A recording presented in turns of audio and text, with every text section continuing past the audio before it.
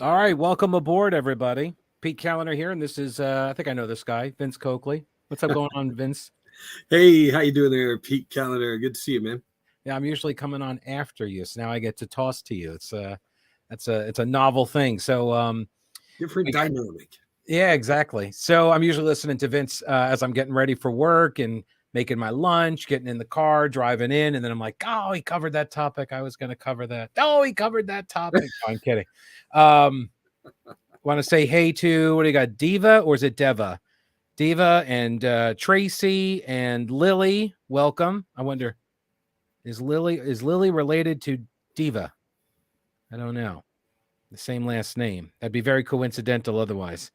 Um, so one of the things I wanted to ask, I'm always curious. And by the way, if you've got questions for Vince or me, I'm not guaranteeing we answer them or answer them well, but we'll try to answer them. So, hey, Pat, how are you? Welcome. And twins! Look at that. We got twins. Okay, that's Very cool. nice. Welcome, both of you. Cool. So I'm sorry, like my camera's here, but the text box is over here. So I'm going to be kind of like going back and forth. But I'm always curious to know, and this might be a little bit inside radio, inside baseball, but I'm curious, Vince, what is your show prep process? Like, how do you build your show and how do you keep track of the topics that you want to get to, or is it just spaghetti up against the wall? It's a bizarre question. Well, the answer is bizarre because it's you'd be amazed. I tell people all the time my show prep is actually 24/7. I'm constantly finding stuff, and I have this program, a note program where I save links, story links, or if there's an idea, I put it down in those notes. And so what I do then before the show, what I do is I just go through, which I usually have much more than I ever get to. I decide, okay, which ones of these things do I want to try to do? Yeah. And of course, I go through and look at any last minute news developments and see, okay, is there something more pressing? And of course, with our show, so much, as I'm sure happens on your show, like today, I'm always on ready for breaking news. You got the TV monitor ready, and so if something's happened, like this morning, Kevin McCarthy did his live news conference. Is like very timely, so we're able to. So we got to switch and don't always get to. So that's the way it works for me. I'm just constantly accumulating things. I have sleep issues, so I mean that's one of the reasons I was Sleep laughing. too much or not enough? Not enough. Not enough. Never enough. I will wake up like what was it, Sunday night. I think I was woke up like 3 in the morning, and here I am doing show prep, and I'm finding stories, and I'm like, if people only knew, or some of the videos that I'll share, like for Transformation Tuesday or Faith Focus Friday, I'll watch some video clip and like, oh my goodness, this will be perfect for Transformation Tuesday. And sometimes I find that at 2 or 3 in the morning. Right. And I'm like, oh my gosh, what is wrong with me? And then the worst thing is you won't use it. Like you'll find this stuff and then you don't ever get around to using it. You're like, what did I even pull this for? There are things that I have, and I go through and I look at the end of the week. I'm like, I never got to have this stuff. I'm sure you know that same experience, and especially if you have breaking news going on, it's like there's this show prep right there, and that's the stuff I don't get to. I fully get what you're talking about, man. Fully. Yeah. Well, and so it's an interesting. That was one of the, and I'm still learning it, is this the noon to 3 slot that afternoon, because I did, long time ago I did mornings, but most of my working life, actually going back to restaurants and bars and stuff, it was I was night shift, and even when I started as a reporter, night shift, and it's trying to gauge like what is necessary for a noon to 3 show. I was not prepared for, I'm always prepared for my show. I was not prepared for, like you said, the amount of breaking news that occurs in that noon to 3 slot. So many press conferences and stuff that I never paid attention to it because I was doing afternoons. So, I could look at it, drop in, whatever, and come back. So, Yep. Want to say a quick hello over to Dave. Thanks a lot for joining us this evening. And I want to thank the wonderful folks, Dry Otter Waterproofing, for sponsoring this Talktoberfest 2023. You are with Vince Coakley and Pete Kaliner this evening. We're having conversation about what's going on here. So I want to turn this back to you, Pete. How does the show prep work for you? How different is it from what I described with my process? I've got a similar. I use a Google document, and so I drop in links, which is really neat because Google Documents will swap out the URL for the headline. So you could just click on it and it'll write the headline for you. And then that's how I build my show prep on that sheet. It's now about, and so I've got Monday, Tuesday, Wednesday, Thursday, Friday. So if I'm booking a guest, I'll put them in there. And then I take all of that, I stick it over on a Patreon page where all of my links are, and those are open for everybody to see. So if you ever are curious, oh, Pete was talking about some story, it's over there on the Patreon page, and and anybody can pull the links up. And so it's real simple. After the show is over, I come home and I take all of the links and I throw them up there. But yeah, it's I wake up at 5 usually. I put on the pot of coffee, come and sit right here, and I start scrolling through. I've got I don't know, maybe 60 websites that I kind of go to, and maybe like 15 regularly. And then I also have Twitter, X, but you'll always be Twitter to me. Formerly known as Twitter. It's so ridiculous. When do we stop using that? I know. I wonder too. Limitations or something going to expire. But I've built a list of people that I follow, and in fact, anybody can follow this list. It's open, so if you go to my profile and look at Pete's lists, one of them will be called Influence, and you click on that, and I think there's probably like 180 or so accounts that I follow, and that gives me that feed. And then I've got other feeds that I use for North Carolina politics, Charlotte, Mecklenburg, that sort of stuff. So it's just kind of like drinking from a fire hose. And then you just, I print, I'm old school, I print everything out, and then I stack topics. And so like you can see behind me, see right there up on that shelf, those are topics that are all related. It's like one of those is my corruption file on Joe Biden. So it's got like all of the stuff from Biden. And then I've got file cabinets set up. How many people do you have to handle that? Just me. The corruption file on Joe Biden. That's a lot of stuff. No, well, so you got to have it because in case, something else comes up and you're like, oh, what was that story about? And so you go back and you pull the file, and that's how it's definitely not a streamlined process. I know that it's like there's probably way more efficient ways to do it, but that's the way I did it. So, and that's just always the way. Yes. I think Patrick's question there about how do you have to be in the studio for a certain number of hours for show prep ads? If you have a 3-hour show, do you stay in the building the other 5 hours? No. I mean, at least for studio purposes, I probably spend maybe an hour in the studio beyond the show.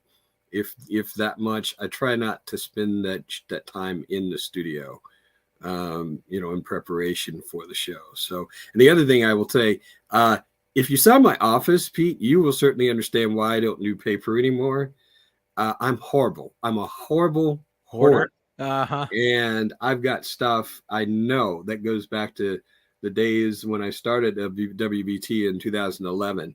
I can guarantee that in this office right now, there are things that I have that go back to that era that I am in the midst of trying to clean out now. So, well, I recommend, to help with the anti-hoarding efforts, I recommend moving 5 times in 2 years. I'm in the very midst helpful. I'm in the midst of trying to move now. Oh, and I've decluttered probably 85% of my house, and I still have about 15 left, and I'm struggling on the last part because most of that is paper. That's the part I'm struggling with now. It's the boxes of paper. So try to just what I found also, if you just box them up and store them someplace, and then if you don't go to them to try to find something, that must mean you didn't need it, and then you could just burn it. I don't know I'm if you can do I'm that. Maybe so baby steps. I'm so afraid I'm going to throw something away that I'm going to need because yeah. No, I hear you. Anyway, I'm terrible about this stuff. Catherine, Totally I terrible want at to this. welcome Catherine in here. By the way, is this Pat Harrigan, the guy who's running for Congress? Is that Patrick? Oh, no, that's Harrigan. Sorry, Patrick Harrigan is running for Congress. Who do we got? Cassidy, welcome, Cassidy. And Bobby Gray. Hello, you two. Listen to both of you every day. But I do like Pete more. Yes. I check out half of your content. Keep it up, you two. Well, thank you, Bobby. More so from me. It's not a contest, but if it was, you're on my side. I appreciate it. Brian is in the house. What's up? Hey, there's Mark Seiler. Welcome, Mark. There will be a gathering of Twitter followers at the Charlotte Merchandise Mart. That's interesting. Really? What Twitter followers? Who's Twitter followers? Mark's? Good question. Very good question. We are Christopher's two favorite personalities. Both of y'all's personalities are so different, but I always like hearing what you both have to say. It's interesting. Like, I think, because I listen to Vince because he's on, and I try to listen to all, the station all day, basically. I'm out here in part of Mecklenburg County where when the signal goes directional, sundown, I lose the signal. So in the evening, especially like in the wintertime, I lose like a lot of Winterbles, the second half of the show and that sort of thing. But I listen to Vince probably more than anybody because I'm getting ready to go in and I'm driving in and then I'm sitting in the studio. So I'll get into the studio. I go in there at 11 and I kind of hang around waiting for like about an hour beforehand, just because I'm always afraid of like traffic, like I don't want to get hung up in traffic. So I always leave like an hour and 15 minutes early. And then I'm there. And then as soon as I'm off air, though, I'm out. And I do all of my own production work. I'll do it right here. We do it from home because I can, and technology being what it is. And I can broadcast from home. Vince can as well. And we broadcast from home because the technology allows it. And people don't even know the difference. Amazing. It's amazing, the quality. Yeah. Versus what it used to be. Like I remember having to file, you probably do, file reports over the phone. Yes. And then I would hold up a little audio player to the bottom of the phone to play the audio through the through the telephone receiver. It's terrible. But nowadays, yeah, the voice over IP is so good. So I listen to you, Vince, all the time, and like we agree. I think we have way different styles, but we agree. Like your philosophy, when you call, and I call myself a lowercase L libertarian because, like, it's nothing like a good global crisis to remind myself why I'm not a capital L libertarian. Yeah, I hear you. I understand that. There is a detachment from reality. I think that it's like that's not the way. I said this today on the show that Limbaugh used to say it. The world is governed by the aggressive use of force, and there are a lot of libertarians that just don't seem to know that or believe it, I guess. You don't get it. Just don't get it. The world's not going to operate in the way, and it's really, it's not too far. The weird thing is there's almost an intersection there with liberals because it's a fantasy. It's a fantasy idea that somehow that if we ascribe to this viewpoint, and that we just leave everybody alone and everybody's going to leave us alone and it's going to be wonderful and it's going to be kumbaya. In a kind of a related subject, I have to be I don't know about you, Pete, but I have to exercise such self-control on social media. A friend of mine just posted, maybe it's still up. I started to reply and I thought, okay, I'm going to leave it alone. Are you a Facebook predominantly guy? You like Facebook or? Yeah. So sometimes this person I know, he posted something about, I got a great tip for you. Now's the time to invest in defense stocks and something else, or in gold or whatever it was. And then the next thing he put was hashtag free Palestine. And I just thought, I was about to post, hey, I'm fully in agreement with your investment advice, but I was about to add, on Palestine, nobody cares. It's a non-issue. Nobody gives a rat's rear end about Palestine Nobody cares about the Palestinians. It's a false issue. The goal is to exterminate Israel. Right. That's what you have to understand. And see, and I think I say that because that's kind of related to what you just described. Is so much of the world buys into this idea of, oh, we got to help the Palestinians, and I think a lot of people, I can speak to this, a lot of people in the Black community, unfortunately, buy into the false narrative that the Palestinians are experiencing what we experience as Blacks, and that's absolutely not true at all. So there's the victimology mentality that comes in here, and somehow we're supposed to identify, with the people who are suffering versus the big bad people who are the oppressors. So once you buy into that mentality, you're always going to look for that same paradigm. Okay, well, Israel, they're the oppressors, and if they only let them have, this is also what's amusing about this. If it weren't so sad, I mean, here are the people who've been arguing, the Republicans and Democrats who have been arguing, if they just land for peace, land for peace, land for peace. Well, what happened when the land that they have been given, what did they do with it? They've used it as a staging area for terrorism. So, yeah, Israel has been I saw today, Israel has been sending them sewer pipes, sewer lines, because they've got like this terrible sewerage system in the Gaza Strip. And Hamas has been taking the pipes, cutting them down, and using them for mortar shells. oh my God. That's what they use their pipes for. And yeah, so I would love to abide by that rule, right? Where you don't target civilians, you settle stuff in policy debates at the United Nations and all that. I'm totally fine with that as a standard, but not everybody else is. And so why would I play by a different standard when it means my eradication, right? Well, it means, entire people get wiped out. And I've talked about this many times over the years, which is, if the compromise position, like Hamas comes to the table and says in their charter, which I actually did read again today. I reread it. I was talking to Winterbull as I was walking out, and I was like, I haven't read that thing in a long, long time. So I went back and read it today after the show. And it literally says, like from the river to the sea, it'll all be ours. And so when Hamas steps to the table and they say, we want all of you to die, and then after we eradicate you all here in Israel, we're going to go kill you all Jews around the planet. What is the compromise position offered by Jewish people?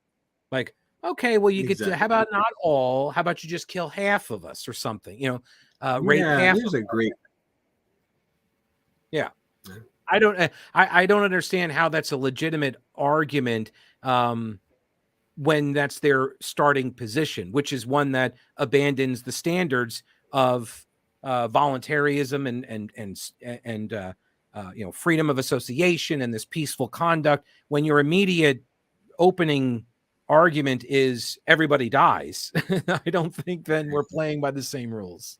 And so there's a point where you have to remove legitimacy from everybody who's even talking about this. And the challenge for America is, how do we maintain a sense of legitimacy while at the same time just completely dismissing these folks? I mean, we should never, ever recognize and give another dime to the Palestinian Authority. I don't think we ever should have been giving them money in the first place. But it's we've played this game because we've thought somehow, well, we've got to come across as fair.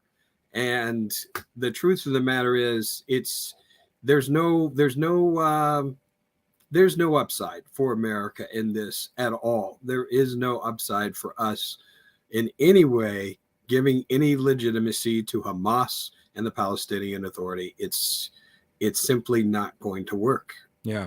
The world be damned. I mean, honestly, the world community, the so-called world community, the United Nations, all these folks, I know I'm one of those radicals here. I'm one of those folks who would love to just deport the entire United Nations, move them somewhere else, let them go ahead and play their games.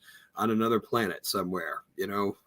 It's Right. I mean, like I like the concept. In practice, it doesn't work out so well, because you've got people like look at who's on the Human Rights Commission and who's on, like come on, Iran. guys. Yeah, come on. You guys are throwing gay people off of rooftops. I don't think you get to pass judgment on what is. By the way, you know what I heard? Iran is like, I think it's like number 1 or something in transgender surgeries. No, you're kidding me. I'm not. You know why? Because they're emasculating people. Because being gay is illegal. Oh my God. And so if we just turn you into a woman, problem solved. So they've got a huge transgender sex reassignment surgery industry going in Iran. Yeah, You're just in case you kidding. needed another example for evil. Like there you go. Yeah, it's pretty bad. Let me say hi. Yeah, go ahead. I was just briefly going to say, where are all the activists? Where are they? Right. Well, they're yelling at conservatives. That won't get them killed. Cassidy says she likes print, so she's yes, she's on the print side. So you don't print any of your show prep out? I don't anymore. None of it anymore. Gosh, I'd be so afraid my tablet would fail or my laptop would. I'd be so afraid. There is a risk. Yeah. He's walking the edge there, living on the edge. Josh, 2 great guys with great shows that really connect with the listeners. Thank you. I appreciate that. Thanks, Josh. John says, "Oh, we are his 2 favorite hosts." Wonderful. It's called The Park now, Cassidy says. The Park. Oh, referring to that was a reference earlier to the convention hall for the Twitter conference. The Merchandise Mart. Yeah. Yes. Is that a church now? Doesn't a church own that? Yeah, the park. That's the park. A church. Well, that's the name of the church. Okay. Yes. Was that Claude Alexander's? Claude Alexander. You're correct. All right. It's been a while. This is Billy Bo, who says, "Good day, gentlemen." Oh, that's Newbie Man. Hello, Newbie. Dave says, "I listen to terrestrial radio in the Raleigh market until 11 a.m., then listen to you, Vince, me, and Brett all on iHeart. Love you guys." Thank you, Dave. Appreciate that. Thank you. Catherine says, "Exactly. Wipe them out completely," Rodney says. Mark Starling, what's up, Mark? Mark is engaged, by the way. As soon as President Tapioca is in the White House, America will never look legitimate. Can I do this? Let's see. Did you hear that? Okay. And Spencer says, "Hey, folks, I'm here a little late, but welcome, Spencer." Welcome. The UN, there's Rodney's agreeing with you, Vince. UN needs to be dissolved. Christopher says, "I have to censor myself every time I call either one of your shows. The liberal callers make my skin crawl." So, all right. So let me piggyback off of that. So I've said this too a couple times recently, is that I like the callers like Tony, Cheryl. Oh, yes. I love mixing it up with them. And people always say, "Oh, Pete, you have so much patience in dealing with them and all that." And I always try to tell people, like, when you're having an argument with somebody, what's your objective, right? Because you're probably not going to convince them that they are wrong. So what are you trying to do in this argument? I'm trying to make my argument sound better than this idiot's. Yeah, it doesn't take the third person over here listen, and then I can maybe convince that I'm right, because they're not involved. They're just listening. So if I can dismantle their argument, I know I'm not going to get them to say, "Oh my gosh, Pete, you're right." Now, if that happens, it's fantastic. You're so wonderful. Right. No, I don't think that's going to happen. So, I mean, is that your preference as well? Like, do you prefer the callers to, or people who call in? I don't actually like saying callers because they're people. They're, but the people who call in, do you like them when they agree with you and give you room to run on something that you agree with, or do you prefer the challenge? I do like. I'm with you, Pete. I love the challenge, and I especially love the opportunity to share something a lot of times that people don't think of. A lot of times, this is what happens when we have this town hall kind of atmosphere, is we're exposed to ideas we wouldn't necessarily experience otherwise. Because what do we have a tendency to do? We tend to have people around us who agree with us. Yeah. And sometimes That's not healthy. Sometimes we need to be challenged, and we got to be able to bring our A game. So it helps to sharpen me, and at the same time, it's cool to be able to, when you're dealing with a reasonable person, because there are some out there. There are people who stop and say, one of my favorite people, I don't know if he's called in, he writes it all the time to me. He says he agrees with me 5% of the time. Actually, I'm going to give a little preview of this. Is this, well, it's in my rundown. His note prep, his prep note or whatever it is. Well, actually, I've saved it in another space, but it's pretty interesting because I got a text from him today saying, I don't know that I can say I agree with you 5% of the time anymore. I find myself, I'm agreeing with you more and more every day. So I love the opportunity. I mean, you remember Rush always talked about, his goal is for everybody to agree with him. And there is a sense in which I hope that we are able to, that reasonable people can come to consensus. I know you believe this. By the way, this is so important to me. Is I think the way we engage is helpful. That we're not insulting, we're not demeaning, and I think there's a way that you engage that I really do believe that for many Americans, there's much more consensus than we could ever imagine right now. I mean, look at issues like the border, like security, like the economy. I really think a lot of Americans are on the same page more than they realize. And once you get beyond the tribalism, I think you'll find that there is a healthy consensus out there. Yeah, this person says Vince has a Democratic caller who calls to argue often. Do you know it's him when he calls? He seems to get you ramped up. And there are some, honestly, that are just, I wonder sometimes whether the goal is just to have fun and stir something up. Mm-hmm. I'm sure that happens from time to time. Well, yeah, you see it on Facebook. It's on social media. It's that same dynamic. It's the equivalent of trolls, right? They're just stirring the pot. And I always find it funny because I've listened to you long enough, and I think I've known you long enough where like you don't bring topics up or say stuff just to stir the pot. And I have known people in radio that do that. I don't think anybody does that at WBT.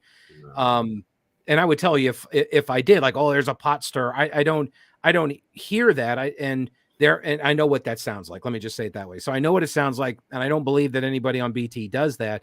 And I know for certain you don't. And I think that comes through, though. I mean, I think it's also a lot easier to keep it straight too. Like if you're constantly making up opinions or saying stuff to stir the pot, I would imagine that would get difficult to keep track of, like long term. If you're on the air for however many years you've been on the air, people are going to remember what you said. It's inauthentic. Yeah, exactly. They're gonna be like, I remember 7 years ago, Vince, you said blah blah blah blah, and if you didn't believe it, then you could say, well, no, that wouldn't be me because I didn't say that. That's not what I believe, so I would not have said that.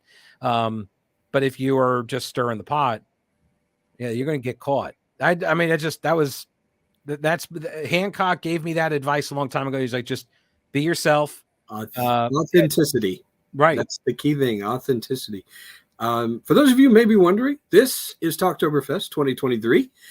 This is Vince Coakley along with Pete Kaliner. I want to thank the wonderful folks who are helping to sponsor this particular Talk Fest this evening. The wonderful folks at Dry Otter Waterproofing. We very much appreciate their support along the way. What is Mark saying here about no pints in the house, but done with a 12-ounce morning coffee stout onto a 12-ounce Green Man Porter? I hope 24-ounce consumption is permitted. Oh, yes, because we've been promoting it as grab a pint, and that's apparently the baby size for Mark. It's 24 ounce. That's a lot. Yeah. Also want to thank Bernie Bowles, who's back at home. I guess he's doing this home. He is producer in homage to Mark. For folks who don't know, Mark used to be producer Mark on WBT. Mark Seiler. He used to be the producer for Keith Larson's show, but he's also done, well, a little bit of everything, I think, around there. He did news. I think he did He's done sports, and I worked with Mark down in Rock Hill, a tiny little radio station down in Rock Hill, before BT. So I've known Mark for 30 years almost. Gosh, I sound so old when I say that. Yeah, I think the same thing when people ask me, so are you a Charlottean? And I'll tell them, no, but I've been here for 30 years. I'm like, oh my gosh, That counts. boy, that really sounds like I am old, absolutely ancient.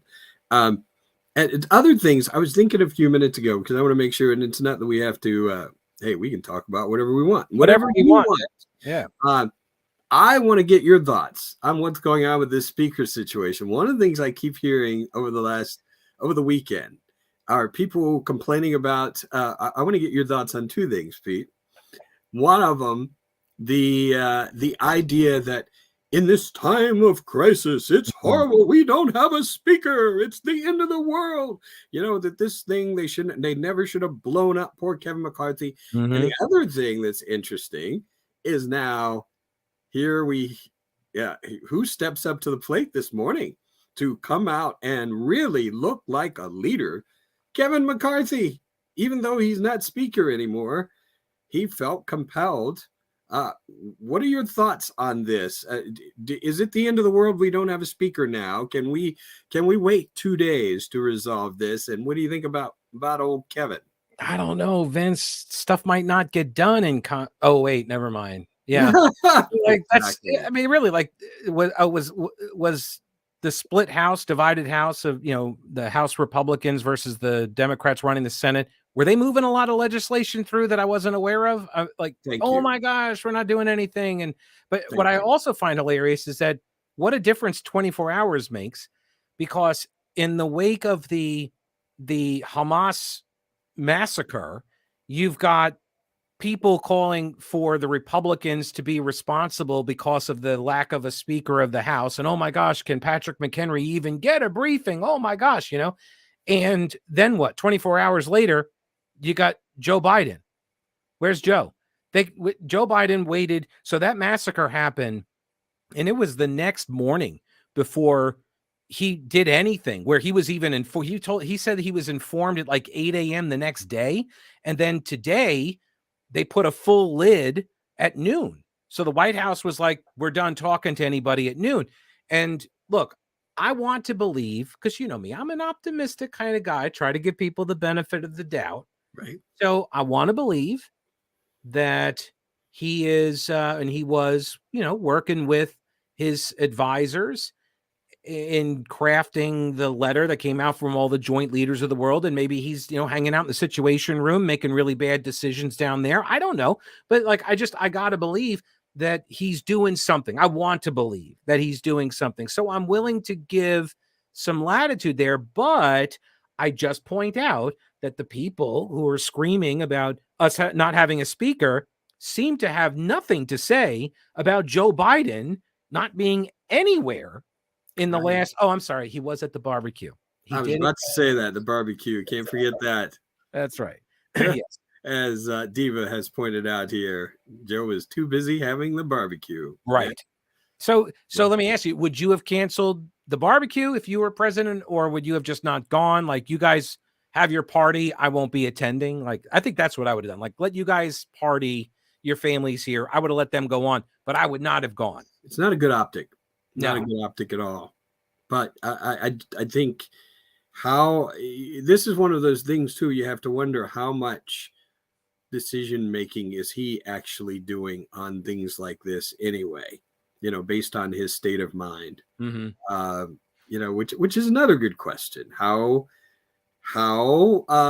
solid do you think his mind is to be even able to engage these issues that we're talking about? Well, I'm not sure, but on a related note, I am doing a walk for Alzheimer's, walk to end Alzheimer's this weekend. Oh my gosh. No, it's true. I am. And, I believe you. You can go to the PeteKalinershow.com and you can donate. So we're doing a walk with Ramona Holloway, one of our colleagues at the Radio 1 and formerly the Matt and Ramona Show on, I always want to call it the link, but it's Mix 107.9. Yeah, so we're doing the walk, to end Alzheimer's this Saturday. It's going to be in Gastonia. Next Saturday, it's Charlotte, which is pretty cool because you get onto Truist Field. You can run, and we finish on home plate. Oh, that's awesome. Yeah, it's pretty cool. I've not been on that field, I don't think, in Uptown. I think I was on the one in Fort Mill years ago. And then another one in Kannapolis the last Saturday. So, yeah, I'd say I'm helping. I'm doing my part for the president, I think. Look, my grandfather had it, and I don't know any other way to describe it, but there's like this look in their eyes. There's this, it's almost like it's like a twinkle. I don't know how to describe it other than that. But it's like a vacancy. Yes. And it's like, and the light like reflects off of it. It's not like dead eyes or 1,000-yard stare or anything. It's just this like, almost like wonderment, like they're in awe. And I've noticed that look in eyes, and I see it in Biden's every now and again. And I'm like, I know that look. I've seen that look. And it is concerning to me, that is concerning because it's not, and this is why people ask like, oh, do you think Joe's going to actually be the nominee? I think that, I mean, I don't think they're going to toss him off the ticket unless they absolutely have to, because he serves the purpose, I think, that the people around him need him to serve, which is, for lack of a better term, the puppet. But he's just a vessel, and they can direct stuff all around him. He made a comment the other day. It was about he was asked about something about the border and the border wall. And somebody asked him at that, where he came out, and he was like, yay, jobs numbers, remember? And then somebody threw a question at him about the border wall and where, the money. And he's like, I was told that we just have to spend it on this. And like, I heard that, and I'm thinking, you were told that? And he's just like pointing, he's like, well, they told me that this is what I have to use it for. And right there, I was kind of like, that's concerning, because he's kind of offloading that decision to somebody, obviously, because he just said he was. And I don't know if he actually knows that he should or shouldn't do what they're recommending. What do you think? Oh, I'm with you. I'm not, it just feels so much like a man who's just not there. Mm-hmm. And, and it's a paradox, because if you listen to the broadcast, I make the jokes about Mr. Magoo, and, on the one hand, is that Joe Biden? No, I'm kidding. I'm just on the one hand, it's funny. On the other hand, on a human level, it's sad. On a level of, this is the leader of the free world right now, we are screwed. Mm-hmm. We are in some serious trouble. I was just thinking about this over the weekend. It just struck me that what I've said over the last year and a half, how I believe that the time up until 2025 is going to be really, really dangerous. Yeah. Because everybody around the world knows this is open season. If you want to do something, if you want to take some sort of rogue action somewhere, now is the time to do it. And I really believe anybody and everybody's they're gonna take their shot. This is their opportunity. The playground's open. Right. Well, and it's chaos, and so without any kind of like solid leadership, if you got chaos all over, then you're going to take your opportunity. You're going to seize the opportunity that presents itself to you. And so I was talking to Winterbull today during the studio handoff, and he said, and he may have said this on the show too. If he didn't, he should. And if he hasn't, I'm stealing it. I just told Vince so he can say it tomorrow before my show. But so he was like, he's saying, how much do you think if Iran's involved in this? And I don't know for sure if they are or not. I've seen now there's conflicting reports about it. I would not put it past them. I would lean towards Iran being involved in the attack. But how much of that is to try to focus us on Israel and to focus the European Union more on Israel and Hamas in order to give breathing room and less money, less arms, less ammo to Ukraine? Try to open up a two-front war, so this way it minimizes, it reduces that impact that the U.S. is having in Ukraine. Yeah, there's so many, and it's scary to think how many multiple directions we could get pulled. I mean, it's really disturbing to think how we could be stretched, because we can't address every single thing on the planet. We never could, but you can posture yourself in a way that these things don't happen in the first place. And and to the credit of the people who've argued this about President Trump, when he was in office, then we did not have these issues. We really didn't. And I think there was a sense of respect. That's not there now. It's not there in any form. And I think whether it's Russia or China or even Iran, I think for years the Iranians, they've been laughing, especially at Democrat administrations, who it's like, oh, we've got a deal. It kind of reminds me of the phrase, we have peace in our time. Yeah. Of course we do. Let me go through some of these texts or chat messages. We're very far behind. Trey, what's going on, Trey? Don't break anything while I'm gone. Okay, thank you. Yes, that's always good. That's always good advice. I saw one here. Oh, Spencer says there's a partial solar eclipse on Saturday. You can get your eclipse glasses at Black Hawk Hardware. And here's one from Catherine. This is what I saw. When you both get callers who are so nasty, you handle them so well. How do you do it? All right, Pete, you get to answer that one first. No, you go first. I'm curious. I mean, I can. Oh, I love to have fun with those. To be honest with you, when they're really bad, I try to calm them down and make sure there's understanding that this is my broadcast. It's not theirs. But if they're completely out of control and we can't talk, we can't reason, we can't have a discussion, bye-bye. I mean, I don't have any qualms about just hanging up and saying goodbye. You're not going to filibuster and take over my broadcast. Because what I will very often do, I'll stop and try to break it down and ask a question. That's what I start to do. And a lot of times, first off, some people won't stop. They'll keep talking and talking. Okay, if that's what you're going to do, goodbye. Right. One of my favorite people, my favorite radio broadcasters, is Dr. Laura. I love Dr. Laura. And it's funny to hear people, they will call in and they'll talk about their problems. They'll go on and on and on. And she'll try to get in a word. It's like, okay, did you call to get my opinion? They'll go, blah, blah, blah, blah, blah, blah. And finally, sometimes she'll just, shut up.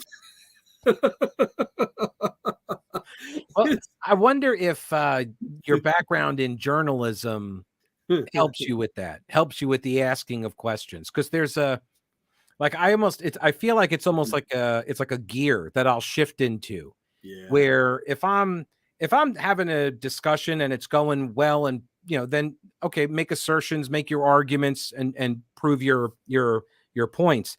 But when I get the hostile ones, then I downshift into sort of the inquisitive student or the reporter kind of persona, and I just ask the questions. I just keep asking questions, and usually, and I've said this before, and I really do believe it, that especially when you're dealing with leftists, and I use that term specifically, yes, leftists, I could not argue their positions either.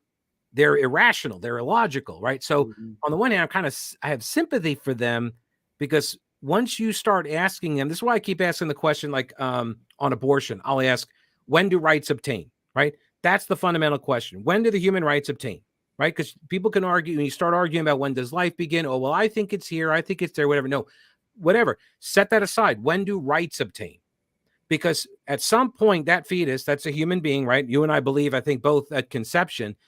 But you're arguing with someone who doesn't. So, okay, fine. Let's take the when does life begin argument off the table. When do they have rights?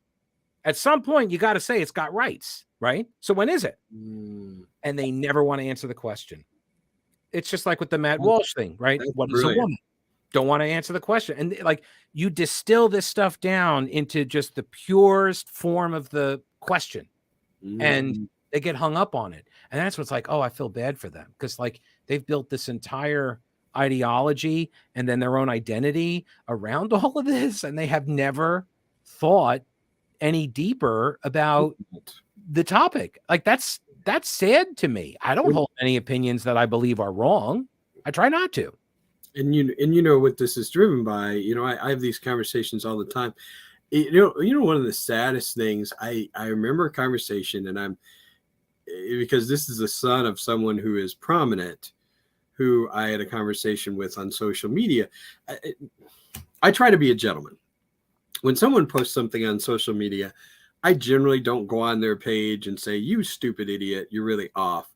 Someone was posting something, it was a teacher posting something in defense of the transgender agenda. And I privately sent a message that, you know, you really might want to consider, hey, I don't even remember the specific point I made.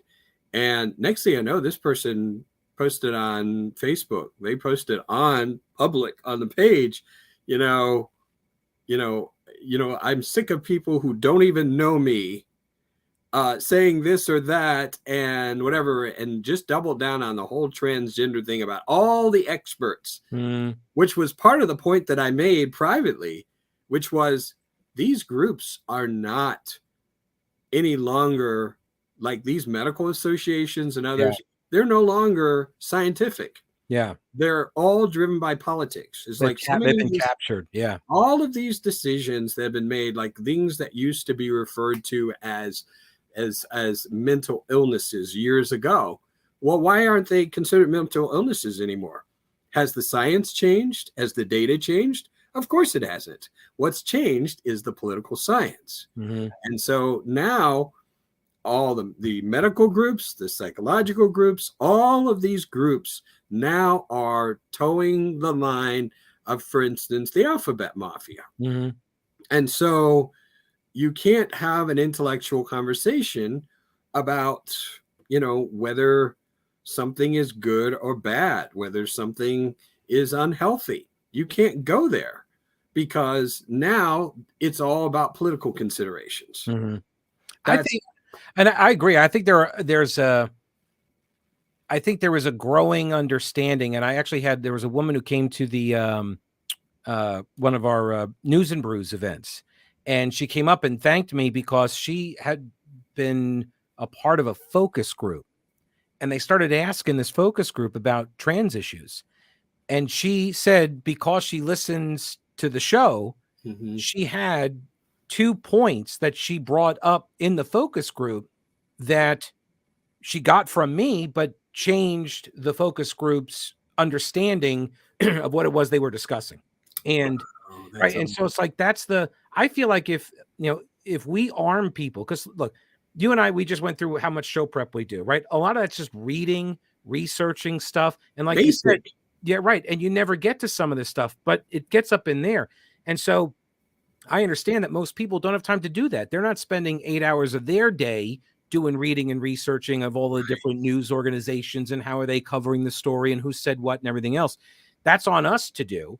And we then can hopefully bring to them an argument. Here's what you say. Here's how you distill this thing down. This is what the debate is actually about, so they're able to hopefully, keep some of it, retain some of that info, and then bring it out when they need to in order to continue to push back on this kind of stuff. Because when all this stuff first started during the HB2 thing, I was like, look, you want to be called or whatever, I'll call you whatever, that's fine. And I realized now it was like, that was pushing me the inch in order to drag me the mile. And I was like, I'm not playing anymore. I'm not engaging this. You don't have my cooperation in advancing this non-science. I'm not playing along. Yeah, I'm fully with you. Yeah. You are with us for Talktoberfest 2023. I'm Vince Coakley along with Pete Kaliner. Thanks again, the wonderful folks at Dry Otter Waterproofing for helping make this evening and others possible. This is this is an interesting question. Bobby, I can't answer your question. The question is for you, Vince. Why are you only on for 2 hours? Well, that's the time slot. Whoa. Are you trying to give him one of my hours? I mean, I'll give it to him as long as I don't get a pay cut. Yeah, exactly. That's right. I'm open to negotiation. Yes, exactly. That's just the way things have kind of panned out. So Oh, you were doing because it was syndicated, we right? were actually we've always been on from 10 to noon in Greenville. And so Right. once we joined Charlotte, put together yes, it was has always been 10 to noon. So that is the answer to that question. There's So also, yeah, and I'll say there's also a deal in so when Vince got there, obviously the noon to 3 slot was Rush, nationally syndicated, but there's also in the radio industry, they break down day parts, which is they got various ways to do it and demographics and everything else. But one of the day parts is what 10 a.m. to to 3 p.m. two to So yes. his 2 plus my 3. So we are that Yep. midday block, Yep. which by the way, number one, we're awesome. So I think I think that probably has something to do with it. But that's a programmer's kind of a question when the guys are Yeah, building the radio clocks. exactly. Yeah. Exactly. There I was, want yeah, go ahead. yeah. Dave says, do you guys have any pets? Yes, I didn't want to forget that. Yes, Okay. I have a Siberian Husky. Her name is Really? Latte. She is 12 years old. Why do I Uh, not hear it? It's a husky. Why have I not heard it? oh my goodness, I'm shocked that there are times. So, you know what? One of the funny things, Siberian Huskies howl, and one of the funny things is Latte absolutely abhors barking dogs. And right behind me, there are in the neighborhood, there are a bunch of dogs that just bark constantly. And she gets to the point, she's like, oh, and really what she's saying is, would you please shut the hell up? Right. That's really what she's saying. Right. And I'm very surprised that doesn't pick up in here because it's like, No, I haven't heard it. That's it's funny. fun. It's hilarious because if someone else is here, I will have someone run down, let her in because that drives her up the wall. So that's my dog, Latte. What do you have there We in? don't have any pets any longer. No, really. We had cats, and then during all of the 5 moves in 2 years, well, before I should say the fourth.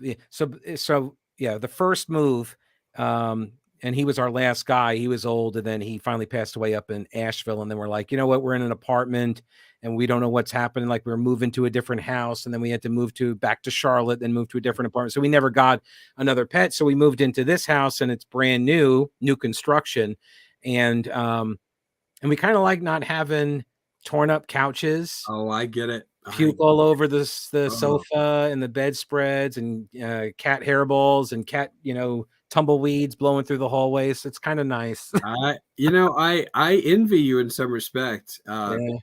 By the way, John Hancock joins us. What's up, John? I do an hour a week. Brutal. You poor guy. Our hearts bleed. There you go. That's it. That's Vince's hour right there. Go claw it back from John. We absolutely So love John. yeah. Cancel the barbecue. So that seems to be what most people would have said about Joe Biden. He should have canceled it. I feel more safe when they put Joe back in hiding. That's fair. Thank you, Christy. She joined my walk team against Alzheimer's. Awesome. Dave says sad. I think we're talking about this was still when we were talking about Joe Biden. This is Obama and his minions running the country, not Biden. Right. I've called this Obama's third term because everybody around Biden, they're all from the Obama Retreads. Yeah, exactly. Which would we use that word for any other reason? I don't think I use that word for any other reason because it's not like I buy retreads for my car, for my tires, Exactly. So that's just for politics. I use the term. That reminds me. Hang on a second. As long as I'm talking about political terms, I got to ask you. You know the term vote getter? Yeah. Top vote getter? Right. I hate the term. I hate the word. It's awkward. It's cumbersome. It is awkward. I got a better word. So I'm always recruiting people to help me spread the word. The word is votainer. So the top votainer wins, which is like vote, attainer, votainer. That's clever. Votainer. I didn't come up with it. A listener in Asheville did, but I'm totally taking credit for it. But if you can help me spread the message, everybody far and wide, I would appreciate it. Let's see. What scares me is a potential EMP attack. Oh One boy. Second After. Have you ever read the books 1 Second After? Oh gosh, yes, I did. That's scary. Yeah. Scary stuff to contemplate. And now here we are with talking about Iran and how they could be months away from having a nuclear weapon. I mean, are these people crazy enough to use something like that? Absolutely. Sure. Yeah, sure. I mean, and that's the thing. I mean, it's good to be prepared. I've been a proponent of being prepared. I know some people go way, into prepper territory. Um, to each their own, but even the US government says you should have a 2-week supply of your Absolutely. food, water, medicine, right? But that book focuses you. It's like, okay, this is what happens when you lose everything like that. All electricity goes away. And then you're scrambling for these basic necessities. Um, and so that's like kind of like your first stage, but all of that stuff was based on a congressional report. It was like 90% of the population dead within the first year. Better survival rates in the Midwest, just because they've got more farmland. But yeah, the cities would just be awful. Yeah, To absolutely. paraphrase George Washington, entangling alliances suck. See, that's one of the things too. Entangling alliances. I'm fine with alliances. I'm fine with like, hey, Israel, you want to go do something? I'm your ally. You want to go whack some Hamas? Right. Like, just like I'm just going to stand clear. And when people come at you and they're like, hey, they shouldn't do that, I will even say, no, they're good. Like, I'll even do that for you. Mm-hmm. But like, if you're going to ask me for ground troops, nah. It's another conversation. Yeah. Right. And I think a lot of people are worried about that being the thing that we get to immediately, but I don't think so. I mean, they called up, now they're up to 300,000 reserves they've called up. It's It's yeah, a big deal. it's gonna be brutal. I have to throw this out here. We haven't, we've only got a few minutes left here. But one of the things that I want to ask you, you've been here long enough too to remember Republicans being in the mayor's office, Republicans having majorities, Yeah, county commission, city council. Those days are those days gone forever? I think so. Yeah, I don't think we'll ever see As majority. cities, as a city, a blue area. This is it. We're pretty much doomed to being in blue country. I think so. I think all of the cities are, and I don't think and here's why. It's because just like an addict, they don't change until there's pain, and you see blue cities, much older, older cities, yes, but also like longer lasting, durable Democrat majorities that have been around much longer than Charlotte. And they're in some serious trouble, and they don't care. Because it's just sort of the natural. I think it's are people Republican because of their personalities, or are their personalities informed by their politics? And I tend to lean more towards the former, in that I think people who are kind of like, leave me alone, live and let live, just, I don't want anything to do with you. I think for the majority, they tend to lean more towards the right. I'm not saying all people on the right are like this. I've encountered people on the right that are busybodies and up in everyone's business too. I mean, the whole gay marriage argument, right? But on the personality side, I think they just want to be left alone. And when they feel like all of this stuff is changing all around them, they get older and they don't need to be where they are anymore. The kids have moved out, and now they're a little bit more conservative because they had kids and they're older, and then you got younger people in charge. I think the natural tendency is to just go somewhere else. You just move out into the rural parts, and you see that pattern everywhere, right? Blue comes in, red goes out, and the whole area. I mean, you remember when Gaston County was Democrat controlled, right? And Charlotte had a Republican mayor and a majority on city council and county commission, and now it's completely inverted, right? So what do you think? Oh, I tend to agree with you. I think those are kind of permanent Mm. permanent things. I thought about this, several years ago when a friend of mine was running for city council, and really a couple of friends of mine were running for city council that last time around, and it's like nobody, not a single person, got enough votes to win at large. Yep. And it's wow.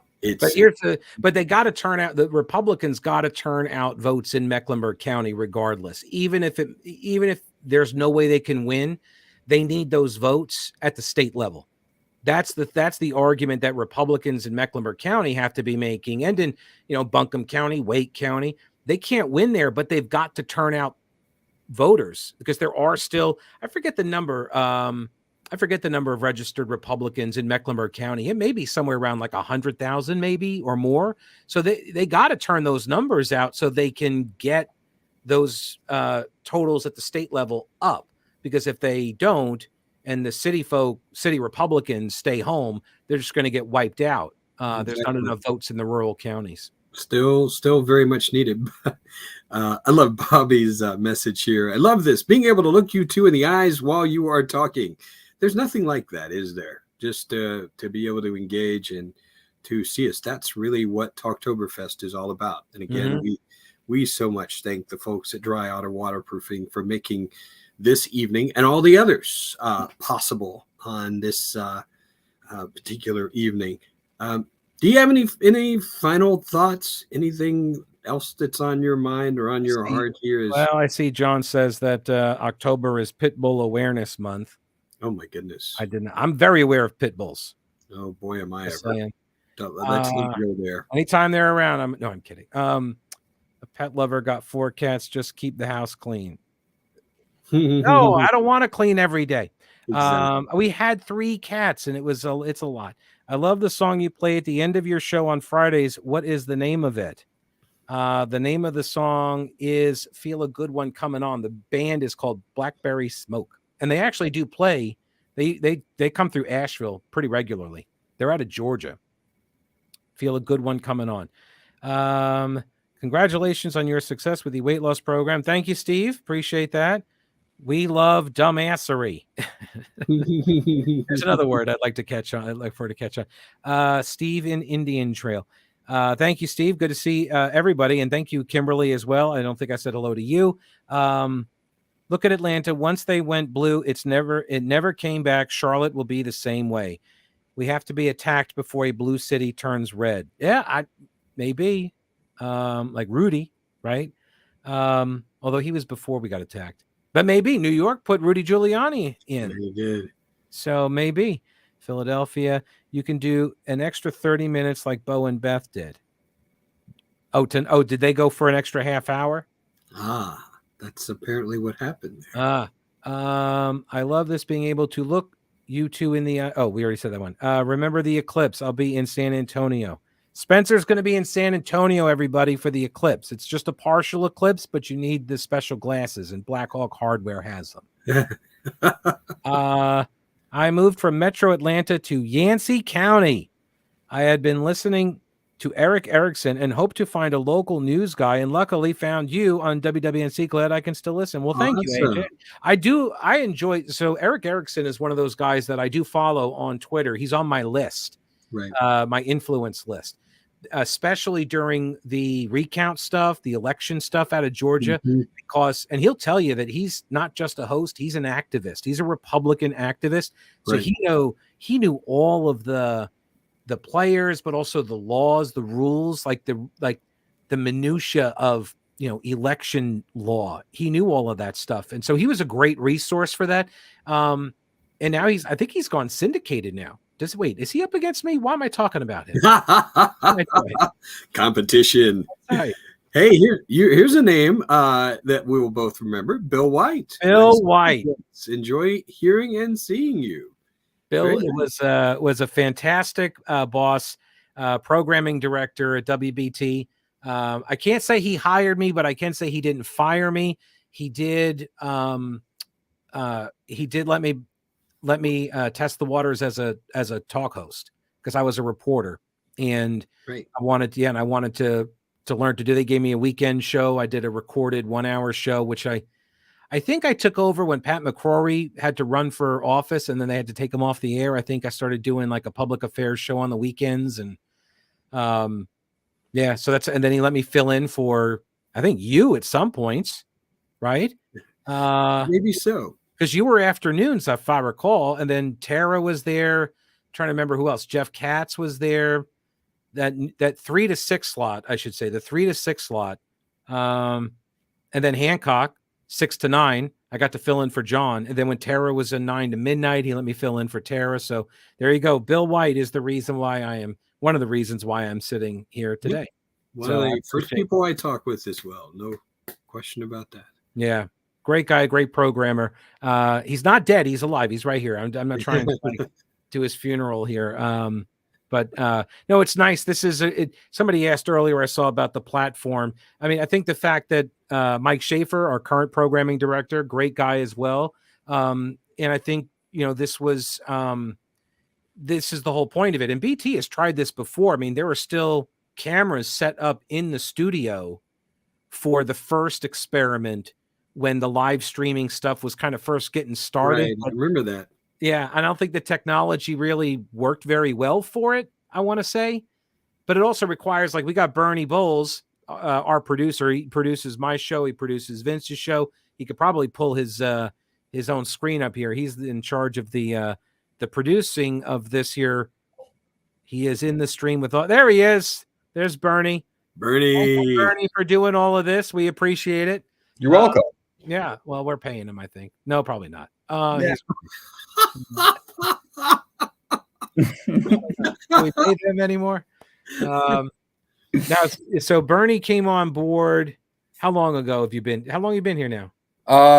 Just over a year and a half.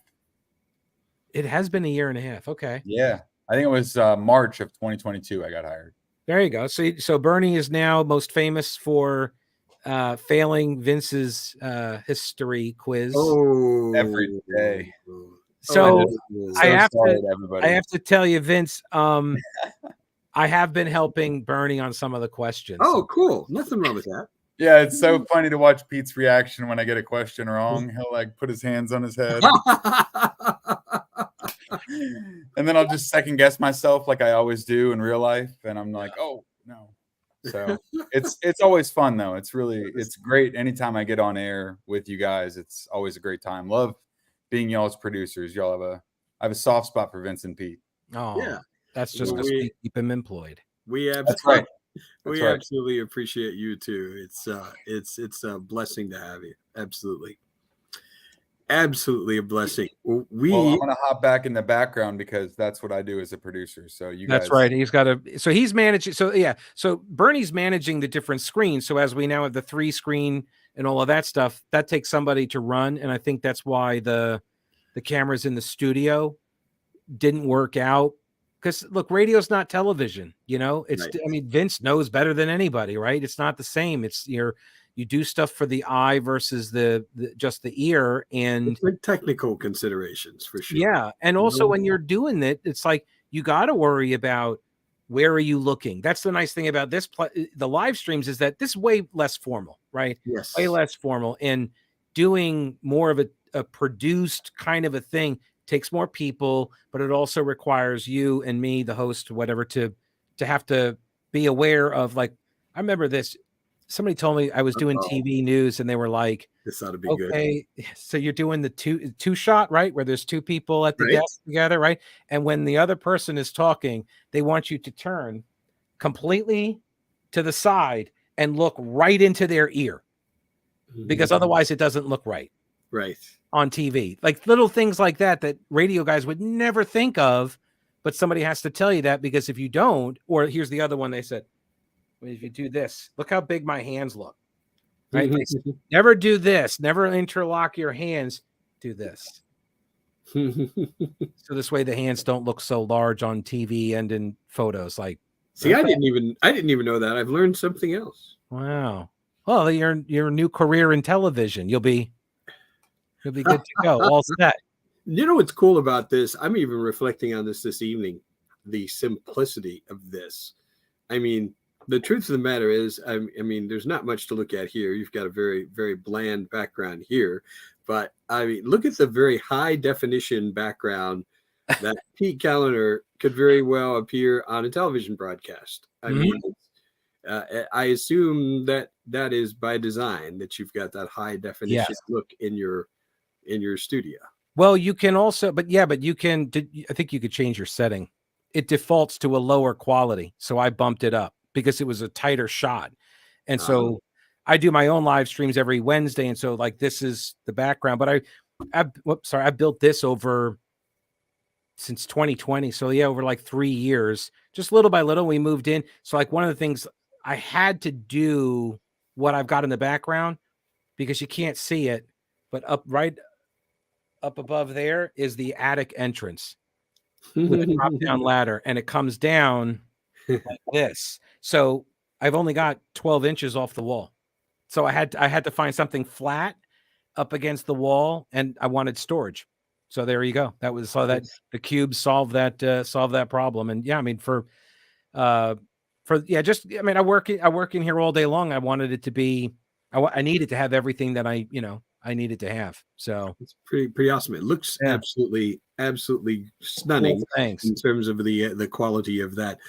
Catherine asked the question, Vince, do you ever miss being on TV? Very simply, no, I do not.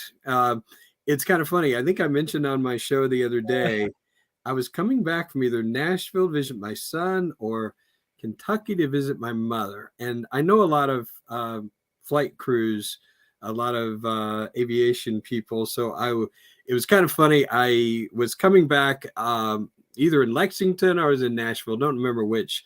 And I saw the flight crew coming on, and I walked onto the plane, and first thing, the flight attendants looked at me and said, "How long have you been out of TV?" I thought, oh my gosh, there's no escape. No. That is nice about radio is that they don't recognize your face usually. I know, but I still get that. Yeah. And no offense here, Catherine. No, it's not personal to you or anything. There's a level of anonymity that I think is really cool about radio. And I don't think it's something until some level, because of my years of TV experience, I'll never have here. Mm-hmm. But yes, I like, and you know what I love about radio is this, and this is a great thing for me to close on it. Just, I love the personal connection of radio, especially what we were doing with television. I'm just reading news stories. I like the interactivity of talk radio, of being able to talk and of being able to listen, and also being able to determine what to talk about. That is, the freedom of that is wonderful, as opposed to having a script, as opposed to having these confines that you have to stay within. Yeah. Your producers telling you, here's the show. Yeah. I love to be able to craft, and one of those satisfying things is when someone communicates how you've helped them, how you've communicated some ideas that are helpful. And that's something I could have never done, in the television setting. So any final thoughts for you? I would just share my heart about television. I would just say all of the jokes that you hear about TV came from somewhere. Yes, they did. Like it's like, it's a stereotype. A lot of like people who work in TV, like there's a reason the stereotype exists. I'm not talking bad of anybody specifically. I'm just saying I have encountered the types. And Spencer, that is a lie. I am not a closeted deadhead. Out in the open. I make no bones. I play. There is so this was interesting. I play as one of my bumper tunes. China Cat Sunflower is the name of one of the songs. You probably, and it's maybe the one you don't like. Nobody knows it when I play it. Bernie plays it, and I actually got somebody reached out and they said, I know that song, and it turns out they used to be affiliated with the band. And they heard that as a bumper tune. And I mean, that's pretty awesome. Like, that's to your point about radio. Like, I'm just playing the song because I like the song, because I like the Grateful Dead. And all of a sudden you have that connection. It's a very radio, it's a very personal and intimate platform. versus television. And that's not to say TV doesn't serve its purpose. Obviously, like the old joke, had a mentor in college named Haney Howell, and he has since passed away, but his old joke, and he did TV and radio, and he said, the nice thing about television is that you get to use pictures. The worst thing about television is you have to use pictures. Right. Yep. So it's a double-edged sword, but fully hear you. Yeah. Fully hear you. We so appreciate all of you joining us for Talktoberfest 2023. And we will continue this Wednesday. It's every Monday and Wednesday. And do you remember who is up on deck for Wednesday? It's all of the producers. They call themselves the Prod Squad, where I assume they talk trash about all of the hosts. That's why I was trying to butter Bernie up 2 days before he's going to get on the live stream. I wonder who's going to produce their live stream. Who produces the producers? That's going to be really interesting to find out. Pete. It's me. Yeah. Okay. I was going to guess that. I was going to guess that. Okay. Yeah. You're still producing. Okay. It'll be fun. So everybody tune in on Wednesday. It'll be a good time. 7 p.m. Well, unless you're going to be watching Pete's live stream. That's true. They're competing with my live stream on Wednesday. We'll see who gets I understand. Will there be ratings? Will there be ratings numbers that we'll be able to see on both of these to be able to tell? So, I charge to get into mine, so I'm betting these guys are going to have higher numbers than me. Oh, okay. So I gave this away. We have had such a wonderful time. Thank you, all of you who have joined us this evening, and we so appreciate it. Again, we thank the folks at Dry Otter Waterproofing sponsoring this time. We thank you very much, and we look forward to you joining us, as usual, on our broadcast, the Vince Coakley radio program, 10 to noon tomorrow, and also noon to 3. Pete Kaliner, all the important news that's going on and all the things that we have to talk about, those conversations. This is just a continuation of those conversations, and we look forward to having those with you. So I wish you all a good night. Pete, great to talk with you. Enjoyed hanging out with you here for a while. Look forward to doing it again very soon. Same here. Remember, votainer. Votainer. Okay. I will add that to my vocabulary right now. Good night, everybody, and God bless you.